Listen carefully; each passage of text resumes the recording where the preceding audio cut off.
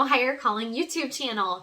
We're doing a little homeschool curriculum series on the channel and showing you what we're doing currently. And we just released an episode recently talking about Gather Round Homeschool, which is our main curriculum unit study approach, and just how much we're loving that.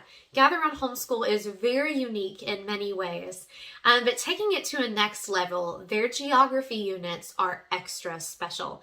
So far we have done 2 of the 7 of those, just recently wrapping up doing a unit on South America. And our family, my children, myself, have loved these geography units so much that I thought that they deserved a special video just talking about the geography ones. Some things that we have incorporated to make them very missions emphasis, and just something that has been such a blessing to our home. So if you want to know more about Gather Round, go check out the other episode. I'm not going to speak too heavily on that, but I really want to hone in just on the geography here for a few minutes with you. So we have done Asia, which we actually did Asia about a year ago. And then we just wrapped up South America. So the plan is in the new year, 2024, we're going to be doing their Australia and Oceania unit because we're living in Australia now. So I thought that that would just be really fitting to learn more about the place that God has called us to live. But they also have North America, Europe, Africa, Antarctica. And I think that covers them all. I think I said them all. So anyway, all the continents, basically. And then Australia includes Oceania. But anyway, we have really, really enjoyed just immersing ourselves in these geography units and really using them to connect to a missions emphasis in our home. So that's really what this video is specifically about. You can go online, you can check out more on Gather Round Homeschool's website. You can see samples, you can see pages from these units, what they look like, how you use them. But basically, so far, I can speak to the 2 that we've done. In Asia and in South America, there are 20 lessons in each book. So in Asia, there's more than 20 countries. So it just highlighted some of the main ones. And then in South America, it actually was a little different. So there aren't quite 20 countries in South America, but instead of hitting every country, it hit the main ones. So you did a lesson on the country and then a lesson on the capital city. So it kind of rotated. So there was a few of the smaller South American countries that weren't touched on too heavily. But I really enjoyed having that capital city lesson. That was really interesting. But we love going through these really for the specific emphasis of making these units very missions focused. Obviously, our family has been called to be missionaries to Australia. So that is something that is huge on our heart. But I don't think that that's just because, or should be, because we actually have that calling on our lives to be missionaries. As Christian families, as Christians, God has called each of us to be a witness, to be a light for the gospel in this world.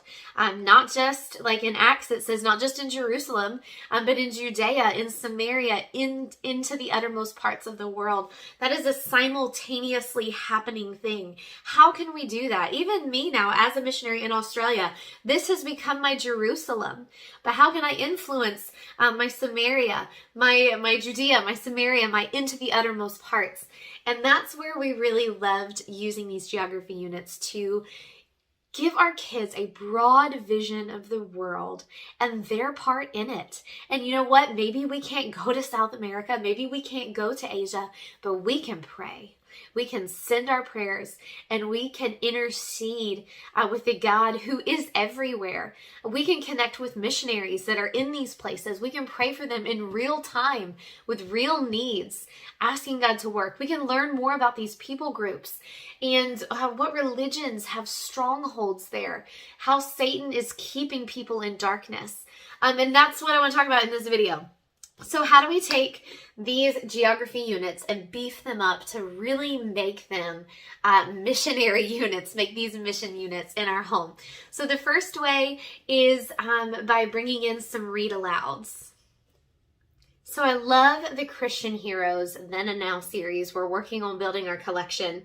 But when we were studying through Asia, as a family, we were reading through Gladys Aylward with our kids, which if she was a missionary to Asia, she was a missionary to China. So that was a really great look back in the past of missions work that was going on.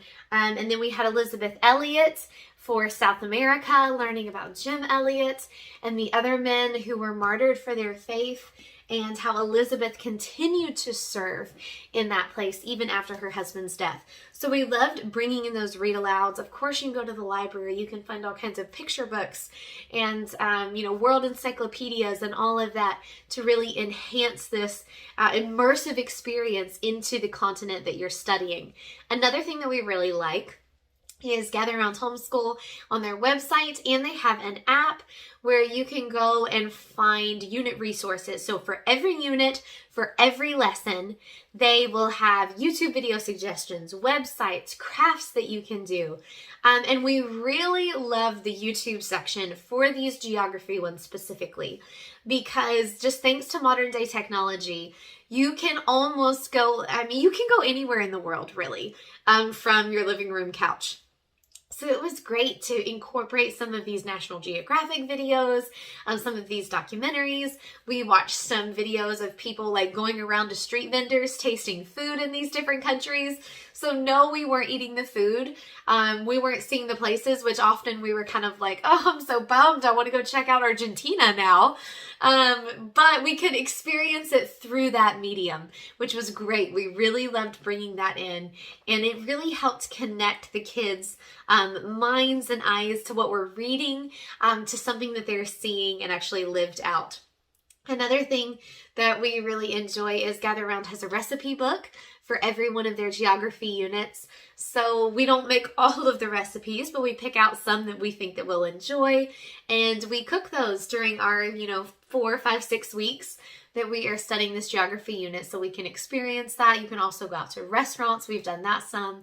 When you're studying about Asia, you can go to a Vietnamese restaurant or something and experience their food.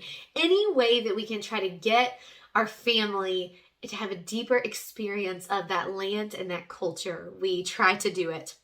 Another thing, like I said, I mentioned culture, but another thing is music. Now, we don't do secular music in our home as far as like worldly music, but a lot of these countries have a very cultural style of music. So that can be really neat to bring into your home and to introduce your students to. When we were studying Asia, there's a lot of instruments that they play in Asia that we don't play here. So it was good for our ears to hear and experience that Asian music. It has a very different style than North America. As we were studying South America, there was a lot of cultural music, and it was interesting as you went from country to country. Each country has its very distinct culture and has a very distinct national folk style music. So we were able to bring that in. I know one night when we were doing South America, we actually just had like a South American dinner. Build your own tacos, and we had the Spanish music playing.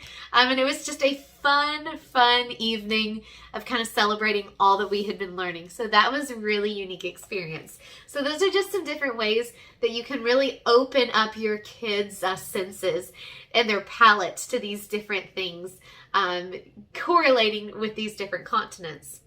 And then as far as just making these very missions emphasis, I just want to share a couple things that we've done that have been such a blessing.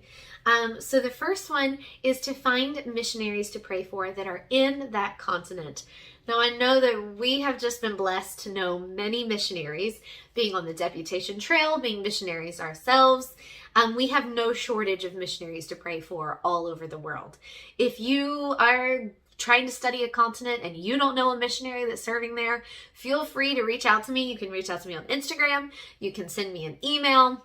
You can contact me through my website. I know missionaries who would love your prayers. So feel free, if you need a missionary, to connect with me that way. But we just find missionaries that are in these different places that, hey, as we're learning about Bolivia, as we're learning about Peru, we are praying for these missionaries. We try to connect with them. We try to send them a message and say, hey, we're learning about your country. How can we pray for you? What are your prayer needs?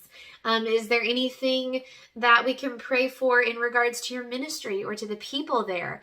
And then I always try to ask, is there anything that you think my kids would love to know about your country? You know, there's something different to having an insider look at actually living in a different country on the foreign field.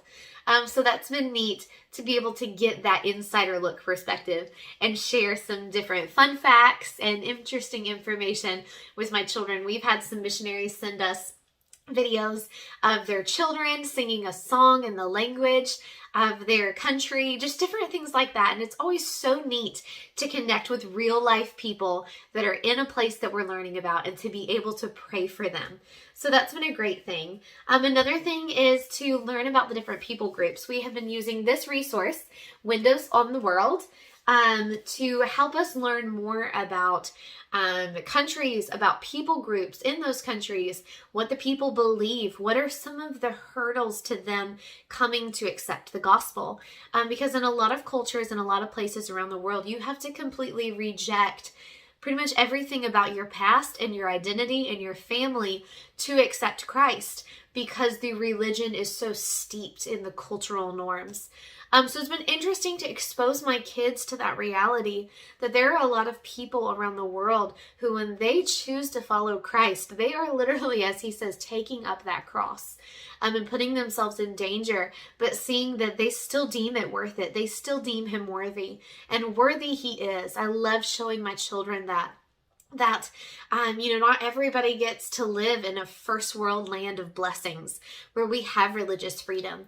Yet those who do not have that have such a faithful and beautiful testimony for Christ. It's been a joy to introduce my children to missionaries, to people that are living that out in their faith. And then the last thing is just to have a prayer time. We always, when we're doing these geography units, we always pray. We bring that missionary before the Lord. We're bringing these requests in each people group. Okay, so here's Indonesia. So it says things that we can thank God for, ways that God is at work in Indonesia, but then things that need prayed for. Sometimes this could be, government things that are going on, or it could be translation. The Bible needs translated into this language or for this people group. But bringing those real-time requests before the Lord. And then once we finish praying, we always finish by singing "Send the Light," the hymn, just the chorus, "Send the Light." And whatever we're learning about, we incorporate it in the song. So it's not like super beautiful and always perfectly rhythmic, but we sing "Send the Light, the blessed gospel light to Japan." And instead of shore to shore like the song sings, because it's not always, an island, we sing from north to south. "Send the light, the blessed gospel light to Japan, from east to west." And my kids love it. They love doing these units. They actually cried when we finished South America. But it's been so great. I have some flag games, some flashcards that I bring out. We try to memorize our flags, memorize different fun facts about these countries. We love dinner time when Daddy's home, where we can share all the fun things that we've learned, all the foods they eat, maybe some things that are wild to us, like, wow, we don't do that here. But just learning more about the world around us, and trying to open my kids' hearts and minds to the reality that the world is so much bigger than the four walls that we're so often in. Giving them an introduction into the beautiful world that God created, the beautiful people that are all over the world, but the desperate need for the gospel light to shine worldwide, and their part in that, their part as a 3-year-old, as a 5-year-old, as an almost 7-year-old, they have a part to play, and they can do that from our homeschool table, praying, bringing these missionaries, bringing these requests, bringing these peoples before the Lord, trusting God to spread the light of the gospel and asking him to send laborers into his harvest field. So that is just some of the things that we love specifically about Gather Round geography units. But thanks so much for watching this video. Feel free to post any questions that you have down in the comments. And just be sure to subscribe, as we'll keep having some homeschooling content and more on the channel.